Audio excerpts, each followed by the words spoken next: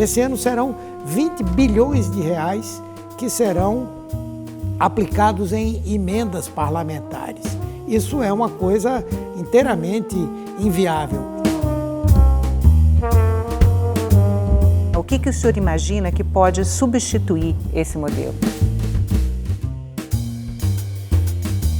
O que nós estamos vivendo hoje é quase um parlamentarismo na execução orçamentária.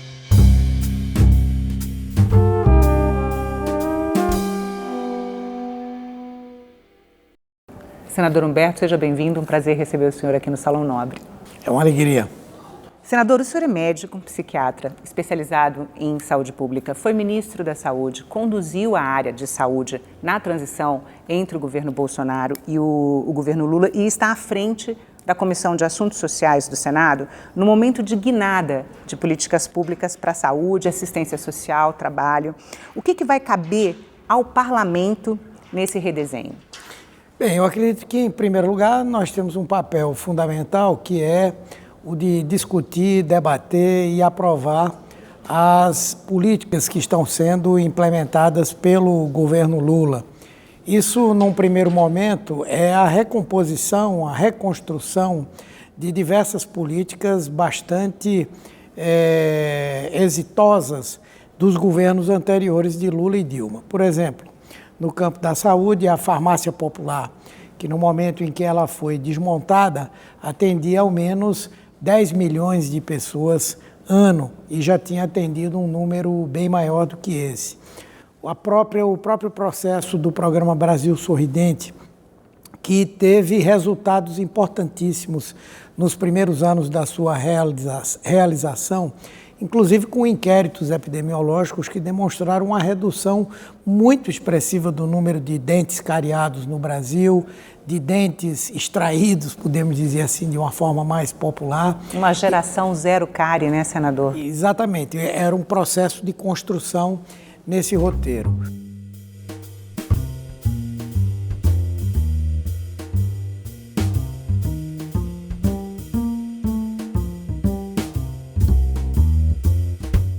O outro que é a garantia do acesso da população a uma assistência integral, que envolve o acesso ao profissional médico, que tem um papel fundamental.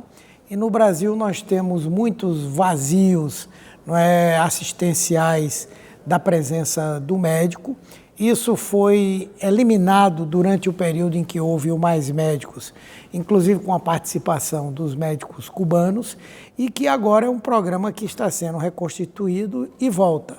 Ao mesmo tempo, nós temos programas que precisam ser aperfeiçoados, como o SAMU, que ainda hoje é a política pública mais bem avaliada das políticas do governo federal, além de propostas que estão surgindo agora. O chamado Mais Especialidades, cujo objetivo é garantir o acesso da população aos tratamentos especializados, ao diagnóstico especializado e especialmente o acesso das pessoas com câncer e doenças cardiovasculares, e a saúde digital, que nós imaginamos que vai ser uma grande revolução no Sistema Único de Saúde, porque vai auxiliar na gestão, no controle da gestão, no controle de gastos, mas ao mesmo tempo vai permitir uma melhoria considerável no atendimento das pessoas, com o fim das filas, com as consultas com hora marcada. Enfim, eu acredito muito que a proposta que foi elaborada para o Ministério da Saúde tende a ser exitosa e, para isso, precisa contar com o apoio do Congresso Nacional, especialmente aprovando esses projetos que estão vindo por medida provisória, por projeto de lei em regime de urgência. Senador, ouvir falar sobre os programas sociais do governo é praticamente entrar num túnel do tempo, né? Assim, a gente está voltando para 2003 e para todos os anos de governo do PT.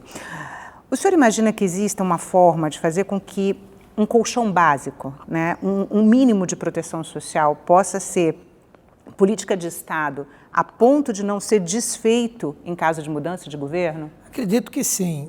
Agora mesmo nós tivemos a oportunidade de aprovar um projeto que é da minha autoria e também do deputado Jorge Sola, que definiu o Brasil Sorridente como uma política de Estado. não é? Antes ele era simplesmente um programa definido pelo Ministério, por intermédio de portaria ou de normativas do Ministério. E agora ele passa a ser lei. Nós estamos trabalhando para que também o SAMU passe a ser, a farmácia popular passe a ser também. Obviamente que isso não é a garantia de que um programa qualquer não possa ser desmontado. O que faz com que o programa não corra o risco de um desmonte por qualquer governo é exatamente a legitimidade que ele tem junto à sociedade. Independente da legislação. Exatamente. Eu tenho, por exemplo, uma forte crença de que se o SAMU não fosse esse programa que a população brasileira já incorporou como seu, certamente o governo Bolsonaro teria procurado desmontar, reduzir o seu alcance. Então, tem que haver uma combinação dessas duas coisas. De um lado, uma legislação forte que dificulte aqueles que querem desmontar as políticas, não é? Mas, por outro lado, que essas políticas conquistem uma legitimidade junto à sociedade, que é a maior garantia de que eles vão continuar, vão avançar e vão ter sucesso. Veja o exemplo do Bolsa Família, não é? Apesar do governo Bolsonaro ter, num determinado momento, reduzido a quantidade de pessoas atingidas, ter mudado critérios, ter até mudado o nome do programa, mas ele permaneceu. E ele foi fundamental para o enfrentamento daquela pandemia, quando era necessário o isolamento social. Então, eu acredito que nós temos, acima de tudo, que legitimar essas políticas, a população sentir que essas políticas pertencem a ela e que são fundamentais para o desenvolvimento social do Brasil. O senhor acredita que o Bolsa Família atingiu esse patamar? Sim, eu acho que no Brasil não há mais quem conteste a relevância do programa. Pode haver alguma colocação sobre forma, maneira, tamanho, número de famílias, mas há um consenso hoje no Brasil de que o Bolsa Família é fundamental para que no país nós tenhamos uma diminuição, por mínima que seja, das desigualdades sociais, de que nós não voltemos a ser um país que tem que conviver com a fome da população. Então, eu não consigo ver ninguém esgrimindo aí com uma espada para dizer que o Bolsa Família deve terminar. Seria um suicídio político.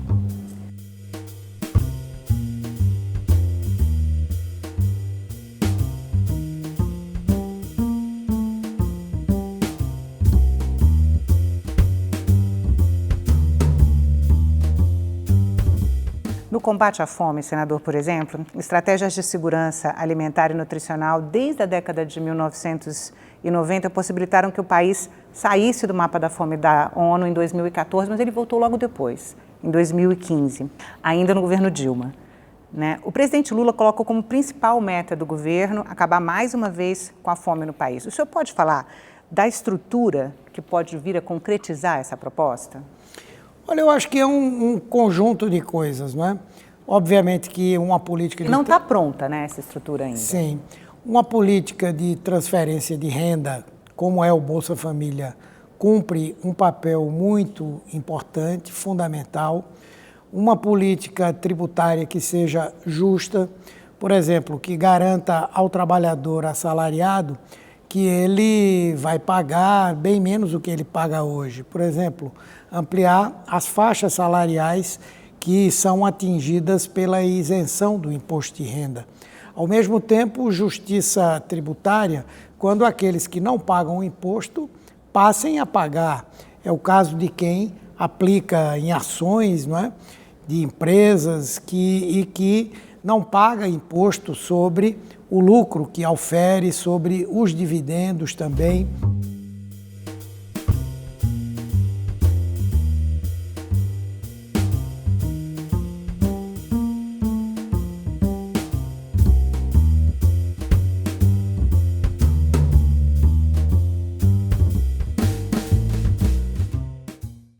E eu diria que uma das das ações mais importantes para que nós possamos ter uma redução da desigualdade se compõe de dois eixos. Um é o salário mínimo, que à medida que for sendo aumentado, que tiver um valor real que garanta as necessidades mínimas da população, é um fator importante para a redução de desigualdades. O outro é a educação, não é? Uma política educacional includente, não é? Inclusiva, que garanta às pessoas a possibilidade de uma formação profissional adequada, equilibrada, que seja consentânea com as necessidades do mercado de trabalho, do desenvolvimento científico, tecnológico. Eu creio que essas coisas somadas são um bom caminho para que o Brasil supere essa tragédia que é a desigualdade. Senador, o Brasil já teve uma política de valorização do salário mínimo que fez o valor do salário mínimo escalar de forma nunca vista antes, né? Mas isso foi descontinuado também e estava na legislação, né? Até a própria política de valorização do salário mínimo não consegue ter essa legitimidade na sociedade para que seja considerada indispensável? É importante lembrar que, na verdade, o governo Bolsonaro, para impedir o crescimento real do salário mínimo ano a ano, promoveu uma mudança na legislação do salário mínimo. Ele determinou que os aumentos do salário mínimo a serem concedidos anualmente não poderiam ter percentuais maiores do que o da inflação do ano anterior. Então, apenas corrigia aquilo que a inflação colocava. Uma política como essa não vai, na verdade, estagnar uma situação concreta, real que há, não é? Então, agora, eu acredito que a população brasileira, da forma como se deu o golpe parlamentar que afastou a presidenta Dilma, da maneira como foi demonizada a política que o governo Lula e o governo Dilma implementaram, as pessoas não sentiram essas coisas como conquistas suas, não é? Não houve um movimento capaz de exatamente resistir a essas tentativas de mudança que terminaram se concretizando. Então, como eu digo, a legitimidade da política, a ela teria que se acrescentar um nível de consciência da sociedade sobre o que são os seus interesses e como eles estão representados nas políticas públicas, né? E como se constrói isso, senador? Eu acredito que com um amplo processo de participação popular, não é? O atual governo, por intermédio da Secretaria-Geral da Presidência da República, tem desenvolvido vários mecanismos, não é? Que serão implementados e que estimularão a participação social. Por exemplo, o governo fez muitas obras no tempo de Lula e de Dilma, mas as pessoas não sentem aquilo como uma coisa sua. É preciso que elas participem desde o momento da definição, por conta da necessidade que há, que façam um acompanhamento, que possam avaliar os resultados, discutir, debater. O senhor está falando da retomada dos programas de orçamentos populares? Sim, essa é uma hipótese, não é? Mas eu diria até mais do que o orçamento participativo. Agora, na verdade, deve ser o plano plurianual participativo, porque há de se reconhecer que é uma logística muito complexa fazer esse tipo de discussão nacionalmente. Mas também procurando a organização no local de moradia, aonde a obra vai ser feita, aonde a ação do governo vai acontecer, para que as pessoas sintam isso como algo que pertence a elas também, não é? Ou seja, muitas vezes o governo age, cria as oportunidades, abre caminhos e as pessoas terminam tendo uma compreensão de que aquilo foi apenas uma conquista sua. Não foi importante a existência da oportunidade, que é o que os governos podem fazer, não é? Então, eu acredito que esse processo da participação popular nas suas várias formas. As conferências também são importantes, não é? Os conselhos funcionando no município, no estado e nacionalmente. Eu acho que isso sim cria algo que torna essas políticas muito mais estáveis e permanentes. Senador, o programa Mais Médicos anterior, ele gerou descontentamento na classe médica, muito em função das circunstâncias de contratação dos médicos cubanos.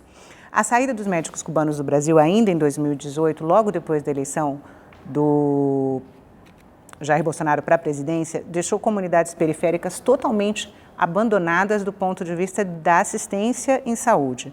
Como é que o novo programa vai conseguir fixar médicos nessas regiões de difícil acesso, sem infraestrutura suficiente para atendimento adequado e de onde os médicos brasileiros fogem mesmo com altos salários?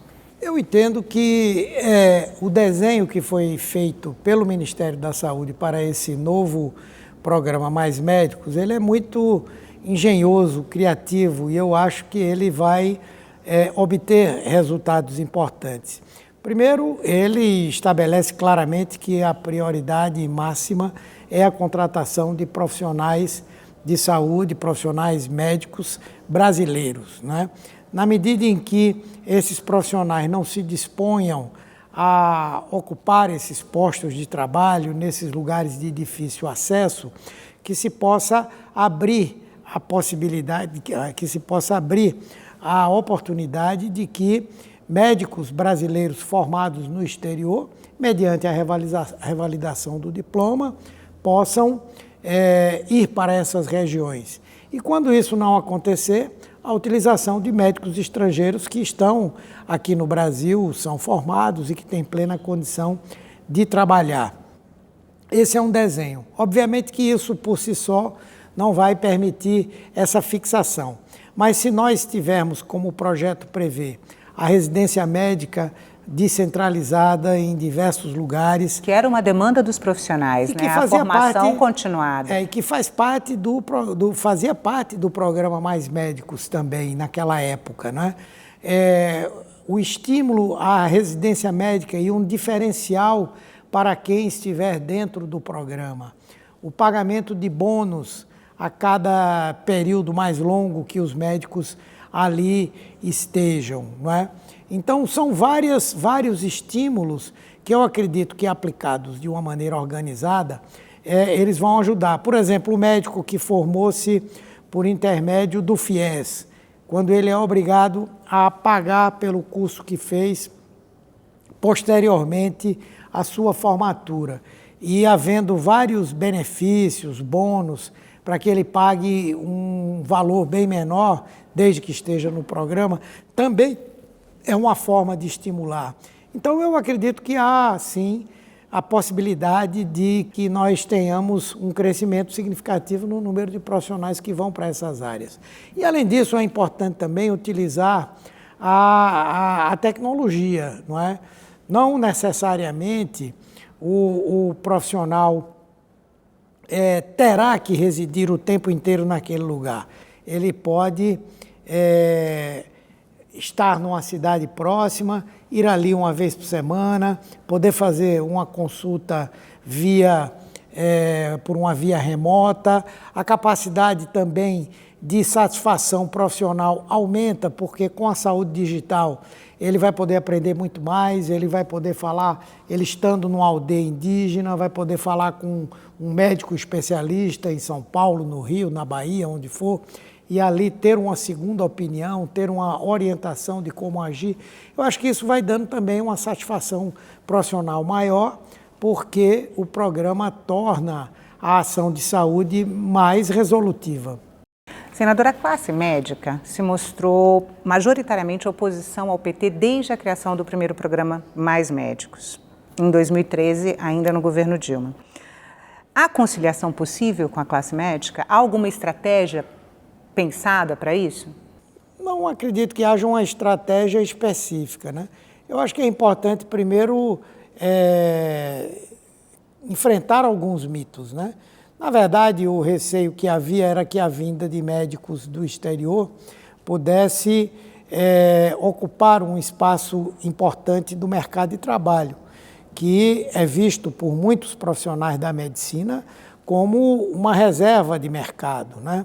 Obviamente que ainda há muitos médicos que atuam de acordo com o juramento de Hipócrates, que sabem que a medicina é uma profissão, acima de tudo, que está voltada para promover a vida humana, não é? Que tem que se basear fundamentalmente na ciência, mas essas coisas que aconteceram e também o nível de formação, a maneira de formação dos médicos no Brasil, hoje faz com que eles estejam muito mais do que antes voltados a busca de uma situação financeira estável, que é uma coisa justa, mas que precisa ser combinada com esse juramento, com essa predisposição, com essa vocação que cada um tem, não é?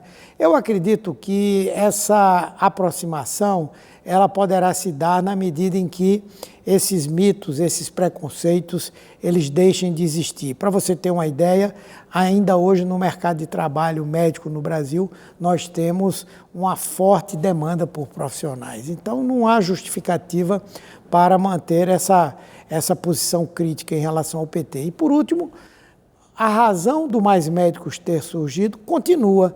Recentemente eu vi uma estatística que mostra que no Brasil existem mais de 500 mil médicos, sendo que mais da metade desses médicos estão nas grandes cidades, nas capitais. Então, qual é então a solução? Os médicos precisam também apresentar a solução para que a população não seja desassistida.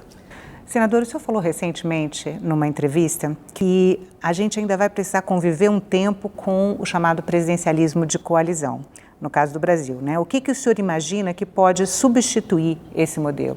Esse modelo, eu acho que a cada ano que se passa, ele vai se tornando cada vez mais incapaz de dar uma estabilidade ao país. Veja o que está acontecendo agora, não é? Nós tivemos um crescimento do chamado Centrão, já há algum tempo. Esse Centrão, durante os governos Temer e Bolsonaro, ele adquiriu um protagonismo que jamais ele tinha tido e trabalha a sua relação política com o governo sempre de um ponto de vista fisiológico, de um ponto de vista de busca de cargos, de emendas, enfim. E isso está se tornando algo insustentável. O orçamento secreto, que hoje não é mais secreto, mas termina na prática atraindo para a execução do orçamento o Congresso num percentual que elimina qualquer possibilidade de planejamento do governo. Esse ano serão 20 bilhões de reais que serão aplicados em emendas parlamentares. Isso é uma coisa inteiramente inviável. E se o governo não concordar em fazer isso, ele não consegue aprovar nenhum projeto que seja importante, indispensável para a própria população. Então, o que é que eu acho que tem que acontecer? Mas, senador, os parlamentares têm uma responsabilidade com os seus eleitores, não só com os seus eleitores, com o desenvolvimento do país também. Não é possível a pactuação de uma parceria para a destinação de recursos para programas do governo? Eu acho que é possível, mas não é desejável que seja da maneira como se está vendo agora. Na verdade, o que nós estamos vivendo hoje é quase um parlamentarismo na execução orçamentária. Não há o compromisso com os ônus, não é, de ser governo, não é, mas há o bônus de os recursos do governo serem utilizados para o atendimento de bases parlamentares e a perpetuação da presença dessas pessoas aqui no Congresso Nacional. Eu acho que pode existir a emenda parlamentar, acho que no nosso modelo, no nosso sistema, ela não deveria existir, mas à medida em que existe, tudo bem. Agora, não pode ser isso algo que se sobreponha aos planos que foram apresentados durante a campanha, que foram votados pela sociedade e que precisam ser efetivamente implementados. Então, o que é que eu acho que é a solução? Quando eu disse, eu espero que nos próximos anos nós cheguemos a uma tal situação crítica que haja um consenso de que é necessário fazer uma reforma política. Uma reforma em que, como em muitos países do mundo que têm sistema presidencialista, O presidente se elege, mas ele faz a maioria dos parlamentares. Hoje, no Brasil, não é isso que acontece. O presidente tem 60% dos votos e o seu partido, na melhor das hipóteses, tem 20%. Como superar isso? O voto em lista é uma alternativa. O fim desse voto uninominal, não é, que seria a votação em lista, o financiamento que deve ser público, e começou bem o financiamento público, mas já foram abertas tantas brechas que hoje, inegavelmente, o setor privado novamente passa a ter um peso. Financiamento público de campanhas eleitorais. Sim, né? E a existência do Caixa 2, que continua a ser muito grande. Eu acho engraçado que o Supremo Tribunal, o TSE, muitas vezes ele multa os partidos por isso, por aquilo outro, mas o chamado Caixa 2 continua a existir. Basta que se faça uma comparação entre os gastos de uma campanha eleitoral, o que se exibe em uma campanha eleitoral e o que formalmente se diz que gastou. Então, acho que são mudanças que precisam ser feitas. Senador, muito obrigada pela entrevista. Obrigado.